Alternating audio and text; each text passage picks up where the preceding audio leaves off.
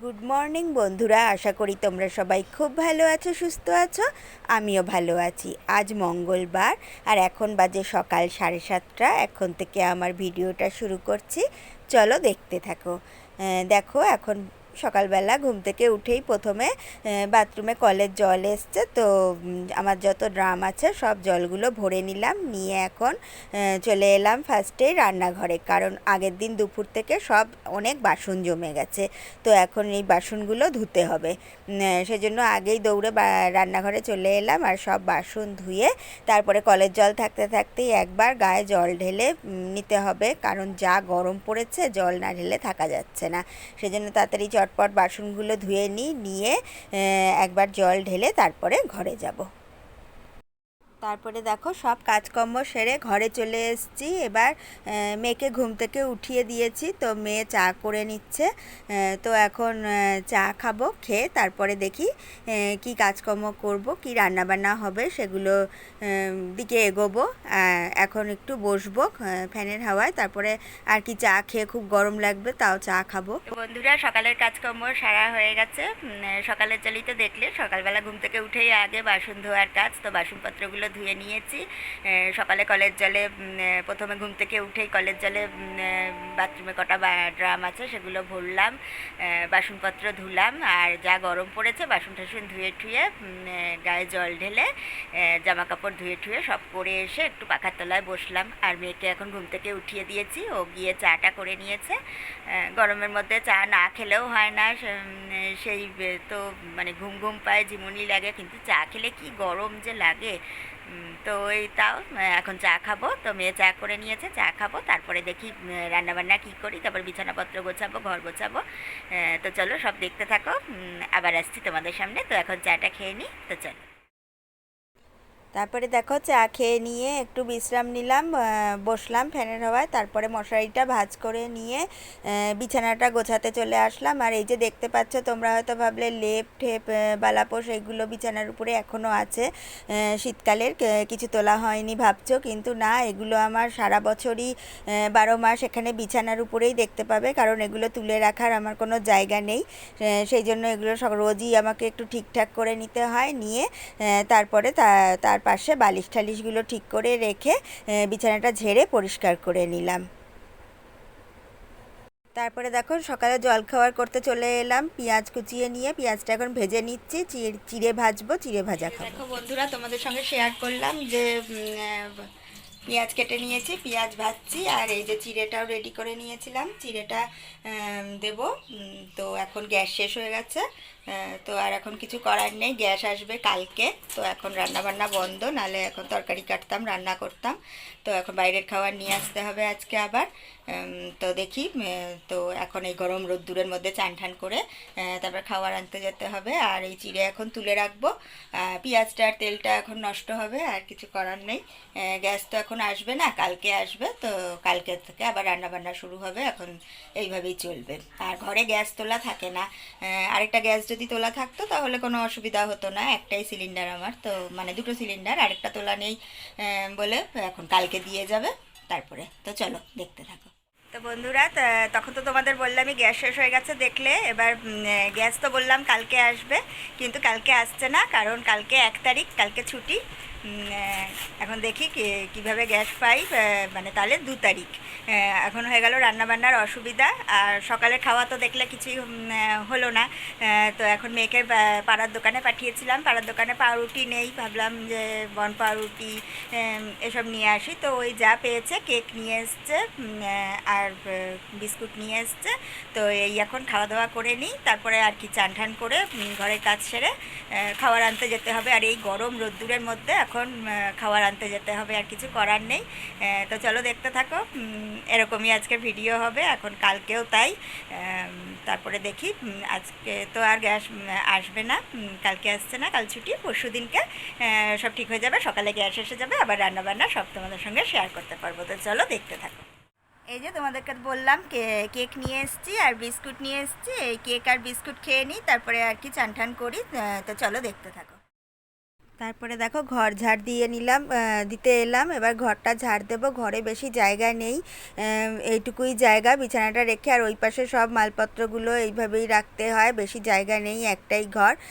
তো এই ঘরে জিনিসপত্রগুলো এরম স্তূপ করেই রাখি। আর এই যে দেখো ঘরটা ঝাড় দিয়ে নিয়ে ঘরের সামনে আর একটু জায়গা, তারপরে আর এই পাশে রান্নাঘর আর বাথরুম। তো কি আর ঝাড় দেওয়া দেখাবো, তো এই তো ঝাড় দিলাম, দিয়ে দেখো আবার ওই জায়গাটাই এখন ঘরের বিছানার পাশে জিনিসপত্রের পাশে যেটুকু জায়গা আছে, মাটি বেরিয়ে আছে, সেই ওইটুকুনি জায়গা ভালো করে পরিষ্কার করে নিই। তো এখন এই যে মুছে নিচ্ছি, ঘরটা মুছে সামনের দিকটা মুছে এখন সামনে বারান্দার জায়গাটা মুছে নেব, নিয়ে তারপরে চান করব। তারপরে এই যে দেখো মেয়ের চান হয়ে গেছে। মেয়ে আগের জামা কাপড়গুলো তুলে ওর ধোয়া নাইটি ঠাইটিগুলো মেলে দিল, আর আমিও জামা কাপড় ধুয়ে দিয়ে দিয়েছি, সেগুলো সব মেলে দেবে এখন। মেলে দিয়ে তারপরে আমার চান হয়ে গেলে তারপরে দোকানে যাব। তো বন্ধুরা, কাজকর্ম সেরে চান করে নিলাম। তো এবার তো আজকে তো গ্যাস শেষ, রান্না হয়নি জানোই, তো খাবার আনতে যেতে হবে। তো চান করে এসেছি, এবার রেডি হয়ে আবার খাবার আনতে যাওয়ার সময় তোমাদের সামনে আসছি। তো চলো দেখতে থাকো। তো বন্ধুরা, রেডি হয়ে নিয়েছি। এবার না খাবার আনতে যাচ্ছি না, কারণ গ্যাস আনার জন্য টাকা পাঠিয়েছে, মানে আমার হাজব্যান্ড টাকা পাঠিয়ে দিয়েছে ব্যাংক থেকে, এখন তুলতে হবে গিয়ে। তো এখন যাচ্ছি, আগে ব্যাংক থেকে টাকাটা তুলবো, তুলে গ্যাসটা দেখি আজকেই দিয়ে যায় নাকি, ফোন করব, তাহলে ব্যবস্থা হয়ে যাবে, রাত্রি থেকে রান্নাবান্না আবার করতে পারবো। তো চলো দেখতে থাকো। এখন ব্যাংকে গিয়ে টাকাটা তুলি, তুলে তারপরে গ্যাসের লোককে ফোন করি যে দিয়ে যেতে পারবে কিনা আজকে। তো চলো, যা হচ্ছে পরপর তোমাদের সঙ্গে সব শেয়ার করছি। তো চলো দেখতে থাকো। তারপরে দেখো এই রোদ্দুরের মধ্যে বেরিয়ে পড়লাম। আর কি করব, এত গরমে এখন টাকাটা তো তুলতে যেতেই হবে, নাহলে গ্যাস নিতে পারবো না। তো বাড়ি থেকে একটু দূরই আছে ব্যাংকটা, তো এখন যাচ্ছি। তো বন্ধুরা, এখন ব্যাংক থেকে চলে এলাম, মানে টাকা তোলা হয়ে গেছে, কিন্তু গ্যাস আজকে হবে না। 3:30 বেজে গেছে, তো অনেক বেলা হয়ে গেছে, তো গ্যাস আজকে হবে না। কালকে 1 তারিখ ছুটি, আবার সেই 2 তারিখে পাবো, 2 তারিখে সকালে দিয়ে দেবে। তো এখন তো খাওয়া দাওয়ার কোনো ব্যবস্থা নেই, কেননা অত দেরিতে তখন টাকা তুলতে গেছি, যখন খাবার আনতে যাওয়ার তখন আমরা মানে হোটেল থেকে যখন ভাত নেব তখন গেছি ব্যাংকে, কারণ আমার হাজব্যান্ড তখনই টাকাটা পাঠিয়েছে, তো তখন আনতে গেছি। এদিকে জানি ভাতের হোটেলে আর কতক্ষণ ভাত থাকবে, তো শেষ হয়ে গেছে। তো এখন কিছুই খাওয়া দাওয়া হলো না, এখনও সকাল থেকে ওই কেকটা খেয়েই আছি। খুব খিদেও পেয়েছে, আর এত গরমে হাঁটতে ইচ্ছা করছিল না, তাও যেতে তো হবেই। তো এখন দেখি বিকেলবেলা কি খাওয়া দাওয়া করতে পারি, কি পাই। তো চলো সবই তোমাদের সঙ্গে তো শেয়ার করব। তো চলো দেখতে থাকো, আবার আসছি তোমাদের সামনে। তো বন্ধুরা, এখন রেডি হয়ে নিয়েছি, মানে ব্যাংক থেকে তখন এসে তো বসেছিলাম, তারপরে চান করলাম, মানে আবার যা গরম, আবার একটু মাথার থেকে জল নিলে চান করে নিলাম। আর যে জামাটা পরে গেছিলাম কেচে ঠেচে মেয়েও চান করে নিল। তো আমরা তারপরে এমনি ঘরের কাজ ছিল না, চান ঠান করে নিয়ে এখন আবার রেডি হয়ে নিয়েছি। আজকে তো জানোই খাওয়া দাওয়া হলো না, ভাত পেলাম না তখন। আর এখন দেখি সন্ধেবেলার কিছু অল্প কিছু এই চপ মুড়ি ঠুড়ি এখন খেয়ে নেব, তারপরে আবার গিয়ে রাত্রের রুটি আর তরকারি নিয়ে আসবো। তো এইসব খাওয়া দাওয়া করে নেব। কালকে দেখি কি হয়, কালকেও তো গ্যাস আসবে না, আজকে দিয়ে যাবে বলেছিল, আজকেও দিয়ে যায়নি। তো কালকে আসবে না, কালকে ছুটি 1 তারিখ, আবার পরশু দিনকে দিয়ে যাবে 2 তারিখ। তো 2 তারিখ থেকে রান্না বান্না হবে, কালকে দিনটা একটু কষ্টই হবে, তো এই কষ্ট করে চালিয়ে দেবো। তো চলো দেখতে থাকো, এখন দোকানে যাই, নিয়ে আসি। তো চলো।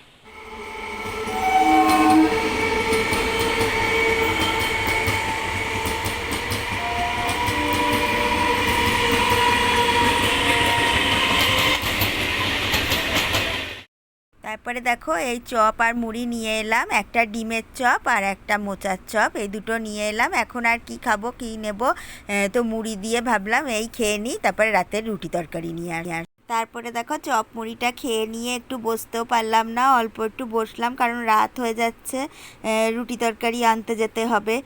তরকারি নালে অন্য সময় করে নিই, আর রুটি নিয়ে আসি আমি প্রতিদিনই। তো এখন এই বেরিয়ে পড়লাম, দেখো রুটি তরকারি নেব। এই দোকানটা থেকেই প্রতিদিন রুটি নিয়ে আসি, আজকে কি তরকারি করেছে, তো তরকারিও নিয়ে নেব, রুটি আর তরকারি রাতের খাওয়ার।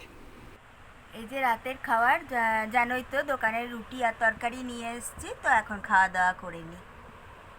তো বন্ধুরা, তোমরা তো দেখতেই পেলে এখন এই যে খাওয়া দাওয়ার ব্যবস্থা হয়ে গেছে। তো খাওয়া দাওয়া করব এখন। তা আর কি, খাওয়া দাওয়ার পরে তো বিছানা সেরকমভাবে বিছানা করার কিছু নেই, গরমের দিন।